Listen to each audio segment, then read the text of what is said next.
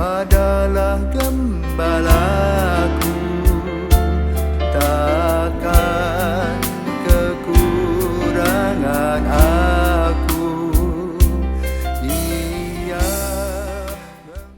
Saudara-saudara terkasih, selamat pagi. Salam jumpa lagi dalam Sabda Siap Saji Senin 21 Februari 2022, hari biasa pekan ke-7.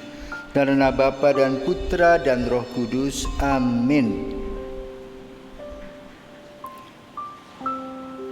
Marilah kita berdoa. Allah Bapa sumber kebijaksanaan, ajarilah kami kebijaksanaan-Mu supaya kami menjadi tulus dan menjadi pembawa damai kepada sesama. Dengan pengantaran Tuhan kami Yesus Kristus Putra-Mu yang hidup dan berkuasa bersama Dikau dalam persatuan Roh Kudus Allah sepanjang segala masa. Amin.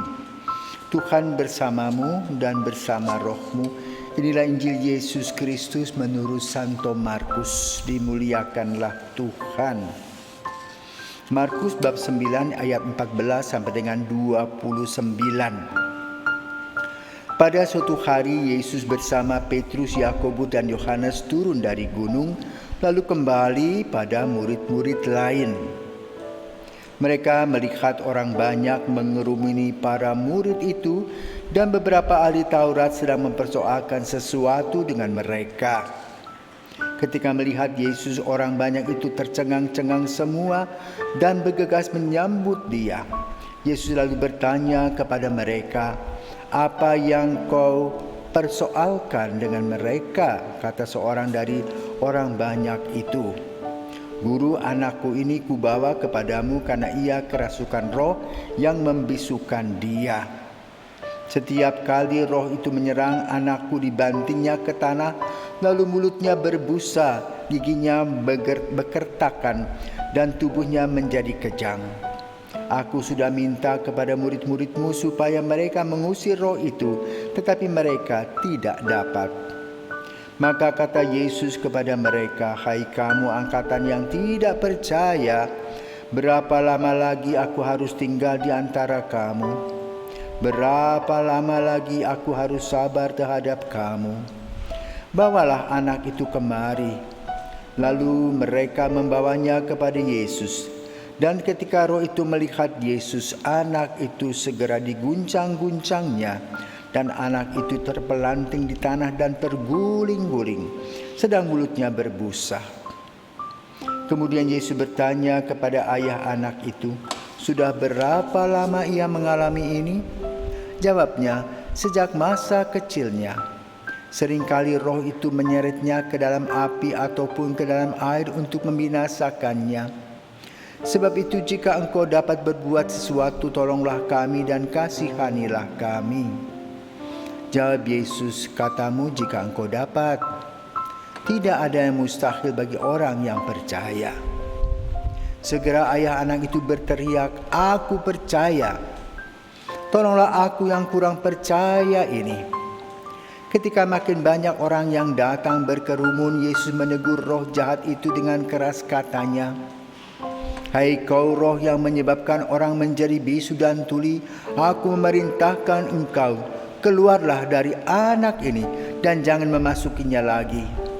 Lalu keluarlah roh itu sambil berteriak dan mengguncang-guncang anak itu dengan hebatnya. Anak itu kelihatannya seperti orang mati, sehingga banyak orang mengatakan ia sudah mati. Tetapi Yesus memegang tangannya dan membangunkannya, lalu ia bangkit berdiri. Ketika Yesus sudah di rumah dan murid-muridnya sendirian dengan Dia, bertanyalah mereka, "Mengapa kami tidak dapat mengusir roh itu?" Jawab Yesus, "Jenis ini tidak dapat diusir kecuali dengan berdoa." Demikianlah Injil Tuhan. Terpujilah Kristus. Pengalaman para murid di Tabor sungguh menggembirakan, karena yang dilihat adalah semua yang begitu mulus dan baik. Maka Petrus sudah mau pergi dari tempat itu. Tapi Yesus mengajak untuk melihat bahwa masih banyak masalah-masalah yang muncul silih berganti. Dan benar, baru beberapa saat mereka turun dari gunung, bertemulah dengan anak yang kena epilepsi sejak kecil. Epilepsi adalah satu penyakit yang mana suka dengan air dan api. Kejang-kejang dan juga mulutnya berbusa. Tentu ini harus diobati. Dan penyakit ini sesekali datang. Yesus mengobatinya. Namun sebelum mengobati, Yesus menguji orang tuanya yang kurang percaya. Setelah kepercayaan betul-betul penuh, baru Yesus melakukannya. Maka saudaraku terkasih, pada saat kita menghadapi masa pandemi ini, sering iman kita goyah. Dan ketika iman kita goyah, Tuhan membiarkan dulu. Dan namun kita harus mengolah kembali kedalaman iman kita. Berpasrah 100%, barulah terjadi hal-hal yang mustahil yang bisa terjadi karena Tuhan. Maka itu iman merupakan sebuah jawaban dalam perbuatan-perbuatan dan pikiran kita.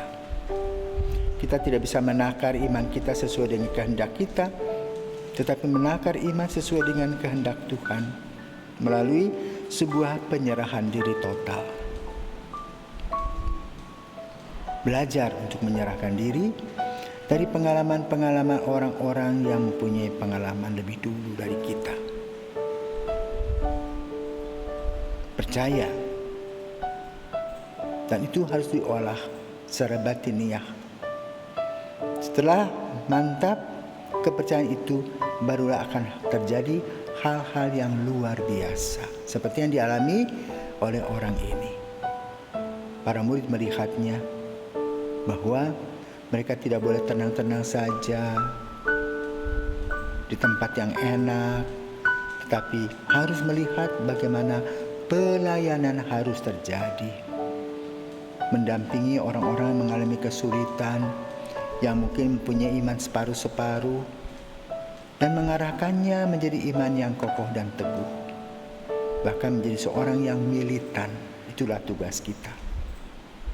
Semoga apa yang kita alami dari pengalaman Yesus ini bersama dengan orang epilepsi, di mana Yesus menyembuhkannya, kita belajar banyak bahwa percaya kepada Tuhan harus 100%.